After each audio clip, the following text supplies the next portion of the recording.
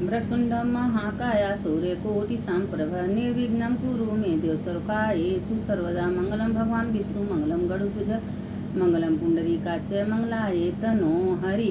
देखिए कल एकादशी है, आज हम एकादशी कथा आप लोग को भेज रहे हैं। आप लोग कल उसको सुन लीजिएगा, आज भी सुन लीजिएगा, क्योंकि देखिए ये पुरुषोत्तम मास की एकादशी सब एकादशियों से 10,000 ज़्यादा महत्व एकर है।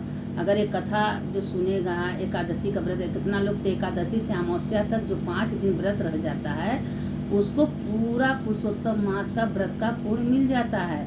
जैसे कार्तिक में, माघ में, बैसाख में 5 दिन लोग लास्ट में व्रत रहते हैं, उसे पुरुषोत्तम मास में एकादशी से अमावस्या तक अगर कोई व्रत कर ले तो उसको पूरे पुरुषोत्तम, क्योंकि 3 साल बाद आता है। ये पुरुषोत्तम मास का जो एकादशी है अद्भुत एकादशी है, सब एकादशियों से 10,000 से ज़्यादा महत्व कर है।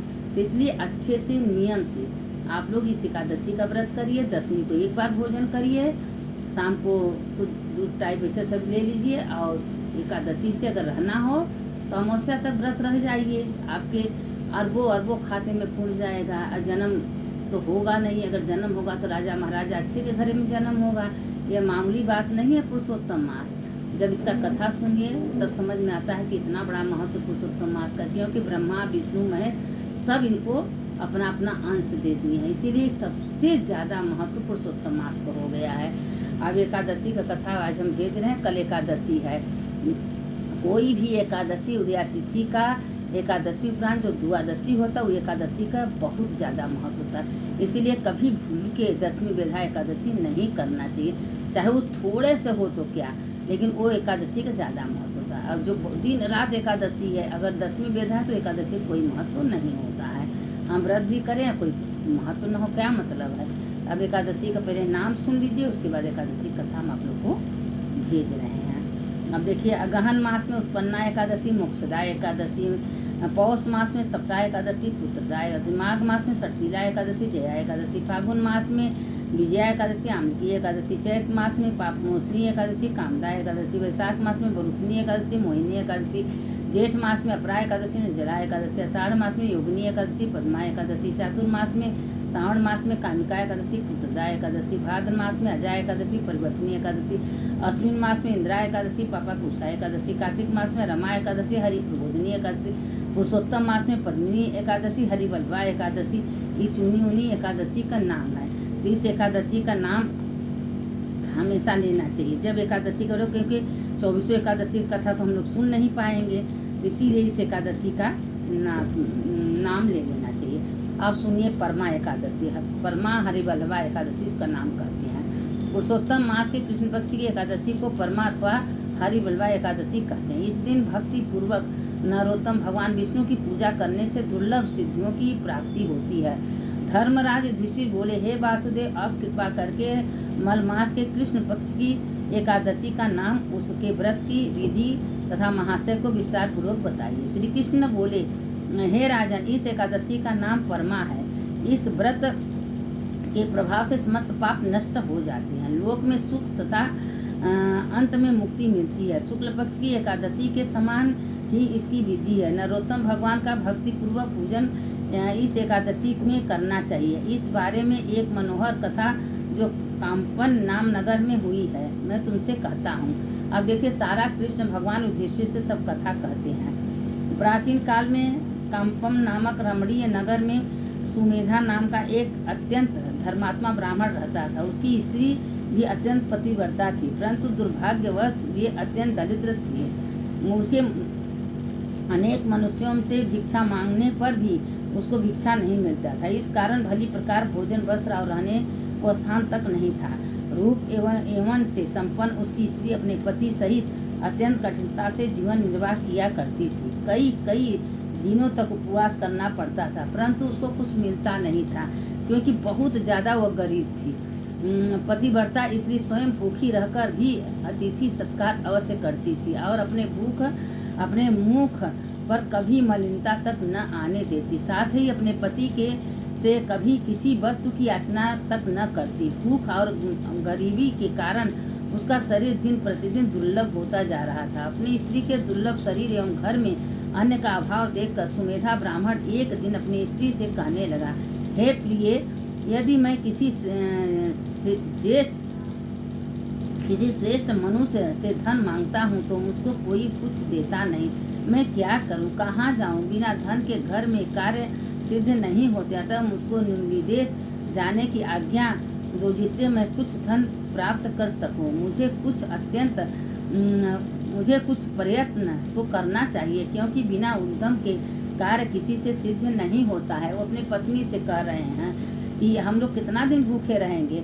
हताश पति के दुख भरे वचन सुनकर ब्राह्मणी विनीत भाव से बोली, हे स्वामी, यदि मैं कोई विद्वान पंडित नहीं, फिर भी आपकी आज्ञा से कुछ कहना चाहती हूँ। पूर्व जन्म में जो मनुष्य विद्या, धन और भूमि दान करते हैं, उन्हें ही इस जन्म में विद्या, धन और भूमि मिलती है। यदि कोई पूर्व जन्म में दान नहीं करता तो भगवान उसे केवल अन्न ही देते हैं। मैं आपका वियोग नहीं सह सकती, पर पति रहित स्त्री की संसार में माता पिता, भ्राता, ससुर तथा संबंधी आदि सभी निंदा करते हैं। इसलिए आपको यही पर रहना चाहिए। अपनी स्त्री के ऐसे वचन सुनकर वह ब्राह्मण परदेश नहीं गया और काम्पन नगरी में ही दिन काटने लगा। कुछ समय के पश्चात कौंडिन्य मुनि काम्पम नगरी में पधारे। उनको आते देखकर सुमेधा और उसकी पत्नी ने ऋषि कौंडव के प्रणाम किया और कहा, हम आज धन्य हैं। आज हमारा जीवन आपके दर्शन मात्र से ही सफल हुआ। तथा उनको अपने घर लाकर आसन तथा भोजन दिया। भोजन के पश्चात उस पतिव्रता स्त्री ने मुनि से पूछा, हे मुनि, आप मुझे दरिद्रता नाश करने का कोई उपाय बताइए। मैं अपने पति को परदेश में धन कमाने जाने से रोका है। मेरे भाग्य से आप आ गए हैं। मुझे पूर्ण विश्वास है कि अब हमारी दरिद्रता दूर हो जाएगी। आप हमें दरिद्रता मिटाने वाले किसी व्रत के बारे में बताइए।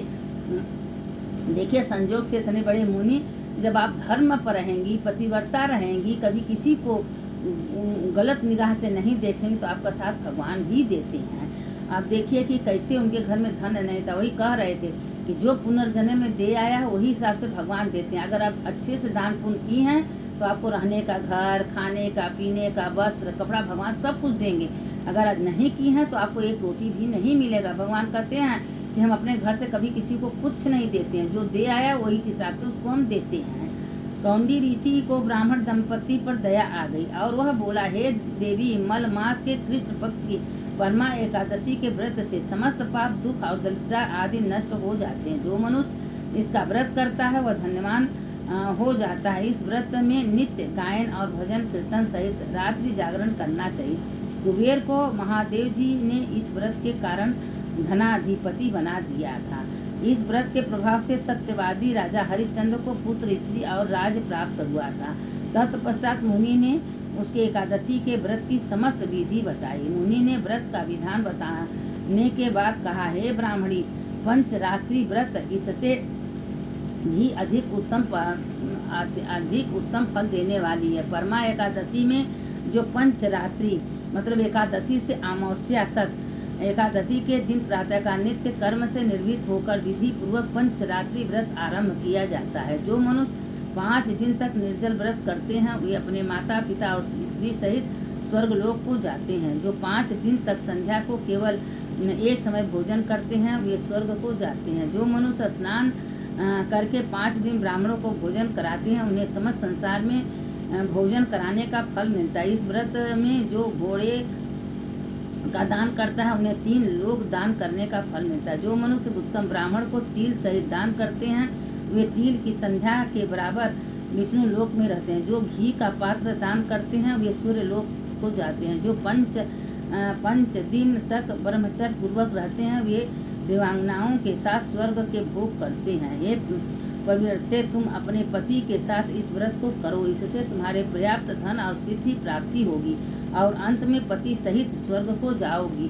देखिए, व्रत पूजा पाठ व्यर्थ जाने वाला नहीं है। लोग कहते हैं लेकिन ये कुछ व्यर्थ नहीं जाता। हम जो कर क्या है मिल रहा है, जो करेंगे जन्म होगा फिर मिलेगा, नहीं जन्म होगा तो भगवान अपने में विलीन कर लेंगे।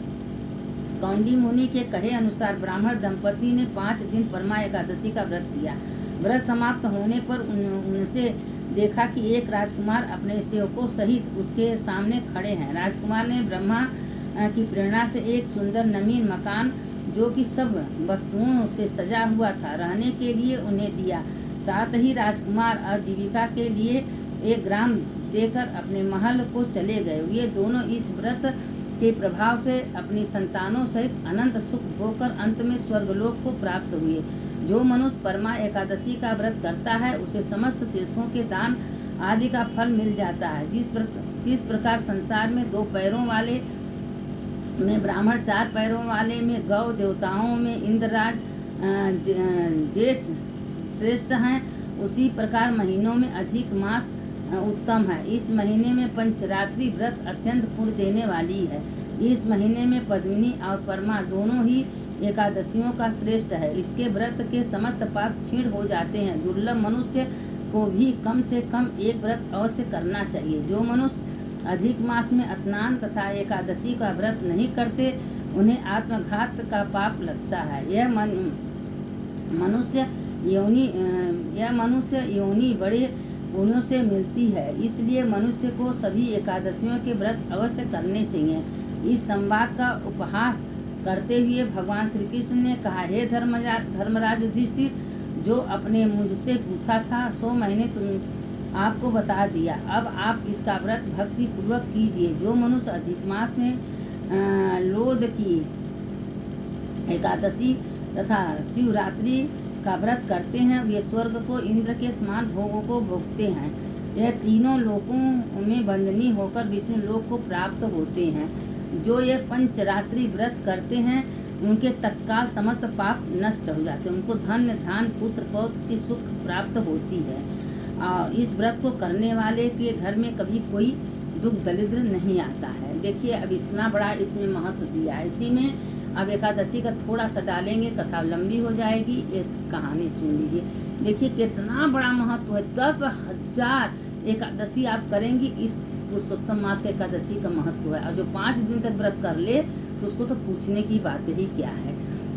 इसलिए एकादशी से अमावस्या तक व्रत जरूर करना चाहिए। इसी में ऐसा है, हम लोग और महीनों में एकादशी से शुक्ल पक्ष वाला करते हैं। इसमें क्या है कि इस एकादशी में हम लोग यही करते हैं, मतलब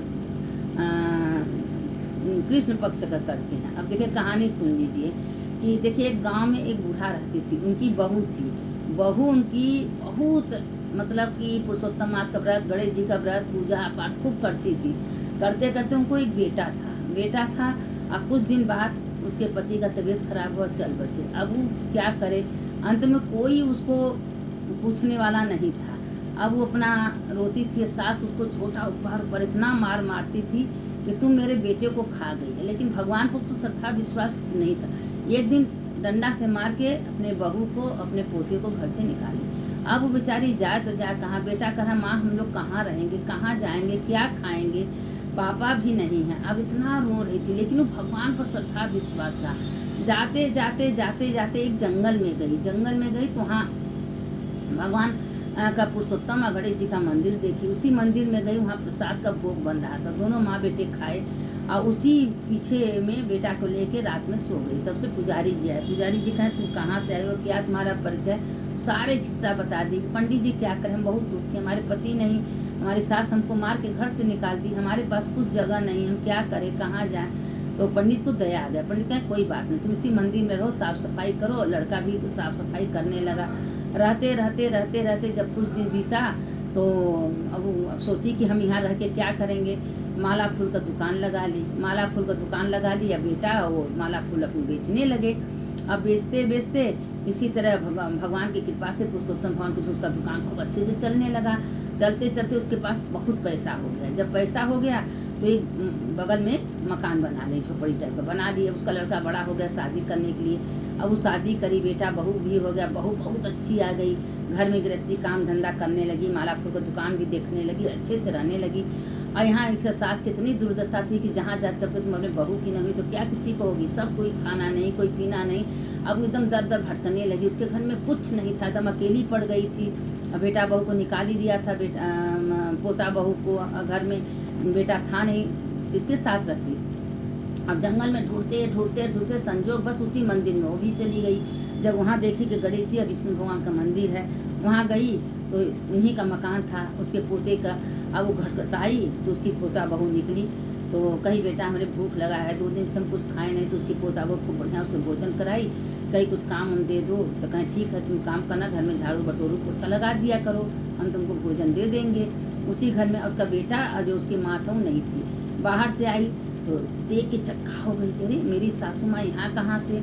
तो कही माँ सासू माँ आप यहाँ कहाँ। कहें अरे बेटा हम तुमको इतना दुख दिए, उनका नाम था सीता, तुमको इतना दुख दिए, उसी का पाप हम भोग रहे हैं, हमारे घर में कुछ नहीं है बेटा। तुम लोग को तो तुमको भगवान पर इतना श्रद्धा विश्वास था कि हमारे निकालने के बाद भगवान ने तुमको छाया दे दिए, घर दे दिए, सब सुख दे दिए। हम तो दर दर के भटक रहे हैं, हमको एक रोटी मिलना मुश्किल हो गया है। कहे माई तुम्हारे घर है, राजमहल तुम्हारे है, तुम्हारा बहू बेटा है, तुम्हारा पोता बहू है, तुम उसको आशीर्वाद दीजिए, तुम घर में रहिए आराम से, दोनों टाइम तुमको भोजन मिलेगा, तुमको कुछ करने की ज़रूरत नहीं है। अपने बहू को डांटी कि तुम्हारी ददिया सास हैं, इनका पैर छुओ। तो उसको क्या पता, उसको कभी कुछ बताई नहीं थी उसकी सास। तो पैर छुई, और पैर छूने के बाद कहिए दादी साहब हमको माफ़ कर दीजिए, हमको बहुत गलती हो गया, हम आपको नहीं पहचान पाए। और खुशी खुशी बेटा बहू सास दादी सब अच्छे से रहने लगे। देखिए भगवान दुख जरूर देते हैं, लेकिन दुख के बाद सुख भी आता है।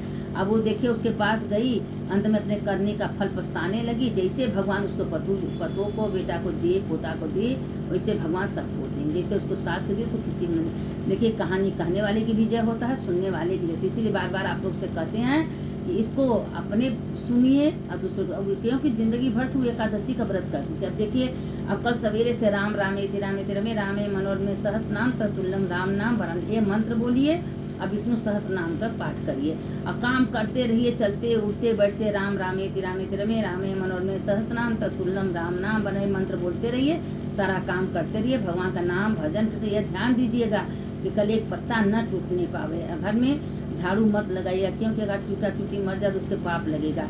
और नहीं कोई हो तो दूसरे से लगवा लीजिए, नहीं तो मत लगाइए। लेकिन यही कि बहुत ध्यान से कल का व्रत करिए, उसमें करोड़ों करोड़ों पुण्य की भागी बनेंगी। जो इस कथा को सुनता है उसका भी जय होता है, जो सुनाता है उसका भी जय होता है। इसीलिए कहते हैं कि कथा मामूली कथा नहीं होती है। कल एकादशी है, तो आराम से आप लोग करिए, कथा सुनिए, दूसरों को भेजिए, दूसरों को सुनाइए, मंत्र बोलते रहिए। अच्युतम केशवम राम नारायणम कृष्ण दामोदरम वासुदेवम हरि श्रीधरम माधवम गोपिका वल्लभम जानकी नायकम रामचंद्रम भजे। सुनने वाले की जय, सुनाने वाले की जय, दोनों को जय है। और एकादशी महात्म की जय। पुरुषोत्तम मास के एकादशी 3 साल बाद आता है। आप लोग अच्छे से करिए, हो सके तो 5 दिन करिए।